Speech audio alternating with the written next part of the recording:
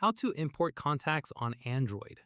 This tutorial shows you how to import a VCF contacts file directly through the Google Contacts app on your Android device. First, make sure you already have a VCF contacts file saved on your device before getting started, as this is what will be used to import your contacts. After that, open the Google Contacts app on your Android device. From there, tap on Organize at the bottom right corner of the screen. At this point, you'll see a list of options. Look for Import from File under the This Device section. In the next step, tap on Import from File to open your file browser. Following this, navigate to where your VCF file is saved on your device and tap on it to select it.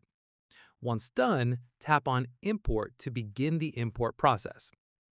Finally, wait for the import to complete and all the contacts from the VCF file will now appear in your Google Contacts. And that's it. If this Android guide helped you import your contacts, give it a like, subscribe for more Android tutorials, and tap the bell icon for updates. See you in the next one.